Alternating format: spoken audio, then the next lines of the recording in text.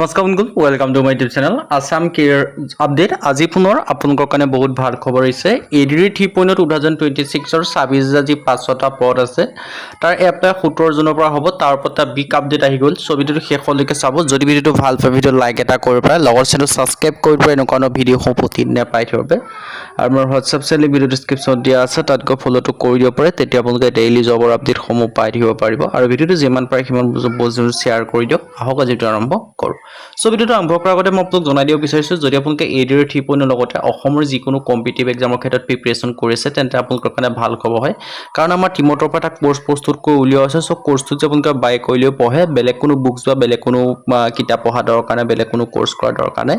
এইখিনি যে আপোনালোকে ভালদৰে পঢ়ে আপোনালোকে নিশ্চয় সিলেকশনসমূহ লাভ কৰিব পাৰিব। কাৰণ এইখিনি পঢ়িলে বেলেগ কোনো পঢ়িবলগীয়া কথাই নাই। আৰু এই যিটো কোৰ্সটো আপোনালোকৰ সুবিধা হকৈ বৰ্তমান আপোনালোকৰ কাৰণে 50% অফাৰত দি থকা হৈছে। আৰু অফাৰটো অতি সোনকালে শেষ হ'বলৈ গৈ আছে, লিমিটেড টাইমৰ অফাৰ। সো যিমান পাৰে সিমান কলে কোৰ্সটো বাই কৰি লওক। সো এতিয়ালৈ কেনেকৈ বাই কৰিব পাৰিব, বাই কৰিবৰ কাৰণে যিটো আমাৰ হোৱাটছআপ নম্বৰ আপোনালোকে স্ক্ৰীনত দেখিব পাৰিছে 9181267278, তো আপোনালোকে হোৱাটছআপত চাই বুলি মেছেজ কৰিলে কোৰ্সটো বাই কৰি দিব পাৰিব। এতিয়ালৈ কোৰ্সটোত আপোনালোকে কি লাভ কৰিব পাৰিব, কোৰ্সটো কি হয়। এডিৰি 3.0 গ্ৰেড 10 গ্ৰেড 4 বেছ কোৰ্স হয় 2026 বৰ্ষৰ ক্ষেত্ৰত। ইয়াত আপোনালোকে বিশেষকৈ লাভ কৰিব পাৰিব 10,000 plus question with answer, 10,000 plus প্ৰশ্ন উত্তৰ লাভ কৰিব পাৰিব। অসমীয়া আৰু ইংৰাজী মাধ্যম দুইটা মাধ্যমতে লাভ কৰিব পাৰিব। অল টপিকৰ A to Z এনালাইসিস, যিমানখিনি সাবজেক্ট বা যিখিনি টপিকৰ পৰা কুৱেশ্যন এনসাৰসমূহ আহে বা সেই সকলোখিনি টপিকৰ A to Z এনালাইসিস বা কনসেপ্ট ৱাইজত লাভ কৰিব পাৰিব। তাৰপিছত কি সাবজেক্ট পাব, ইয়াত আপোনালোকে অল সাবজেক্ট আছে, কমপ্লিট সিলেবাস কভাৰ আছে। হলো সাবজেক্টখিনি জনাই দিব বিচাৰিছো। সোশ্যাল ষ্টাডি পাব, জেনাৰেল নলেজ পাব, মেথমেটিক্স পাব, ৰিজনিং পাব, ইংলিশ গ্ৰামাৰ পাব। এনেদৰে অল সাবজেক্ট আছে, কমপ্লিট সিলেবাস কভাৰ আছে।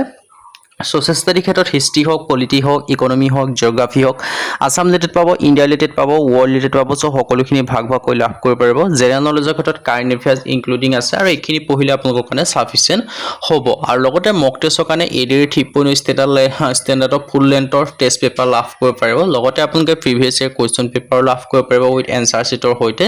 সো আপোনালোকৰ কাৰণে এটা one of the best opportunity হয়। আৰু এই কোৰ্সটো 2026-27 বৰ্ষৰ যিটো সিলেবাস হয় তাৰ ওপৰত ডিপেণ্ড কৰি বনোৱা হৈছে। সো একেবাৰে লেটেষ্ট কোৰ্স হয়, সোনকালে গৈ বাই কৰি লওক আৰু নিজৰ সিলেকশনসমূহৰ ক্ষেত্ৰত আৰু একো আগবঢ়াই যাব পাৰে। সো এতিয়ালৈ মেইন ভিডিঅ'লৈ মই আপোনালোক জনাইছিলোঁ যে এডিৰি 3.0 ওপৰত যিটো এপ্লাই 17 জুন তাৰিখে হ'ব ওলাই গৈ আছে, তাৰ ওপৰত ডাঙৰ আপডেট ওলাইছে। সো কি আপডেট ওলাইছে মই সকলোখিনি কথা জনাই আছোঁ। তাৰ আগতে আপোনালোকক জনাই দিব বিচাৰিছোঁ, সো বিশেষকৈ এডিৰি 3.0 ওপৰত বহুতে জানিব বিচাৰি থাকে। তাৰ কাৰণে মই এডিৰি 3.0 ওপৰত অভাৰভিউ জনাই দিব বিচাৰিছোঁ। এডিৰি 3.0 হয় কি বা এডিৰি কি কথা। সো এডিৰি 3.0 বুলি ক'লে জানে এডিৰি হৈছে অসমৰ যিটো ডাইৰেক্ট ৰিক্ৰুইটমেণ্ট গ্ৰেড 3 গ্ৰেড 4 ইয়াৰ আণ্ডাৰত আপোনালোকৰ এক্সামসমূহ পতা হয় আৰু তেওঁলোকক নিয়োগ প্ৰদান কৰা হয়। বিশেষকৈ এডিৰিৰ ক্ষেত্ৰত অসম ডাইৰেক্ট ৰিক্ৰুইটমেণ্ট বুলি কৈ দুবাৰ আপোনালোকৰ এক্সাম পাতি তেওঁলোকক সিলেকশনসমূহ প্ৰদান কৰিছে। সো ইয়াৰ ক্ষেত্ৰত আপোনালোকৰ অসমৰ যিমানখিনি ডিপাৰ্টমেণ্ট থাকে সেই ডিপাৰ্টমেণ্টবিলাকৰ আণ্ডাৰত যিমানখিনি গ্ৰেড 3 আৰু গ্ৰেড 4 খালী পদ থাকে সেইসমূহৰ ওপৰত আপোনালোকৰ নতুনকৈ এক্সাম পাতি তেওঁলোকক সিলেকশনসমূহ দিয়া হয়।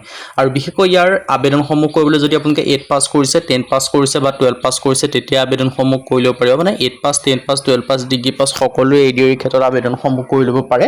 কিয়নো বহু ধৰণৰ ভেকেঞ্চি মুকলি কৰি গ্ৰেড 3 গ্ৰেড 4 পৰা আদি কৰি টেকনিকেলৰ পৰা আদি কৰি নন টেকনিকেল সকলোখিনি প্ৰদান কৰে। সো ITI কৰিলেও পাৰিব, 10 পাছ কৰিলেও পাৰিব, 8 পাছ কৰিলেও পাৰিব।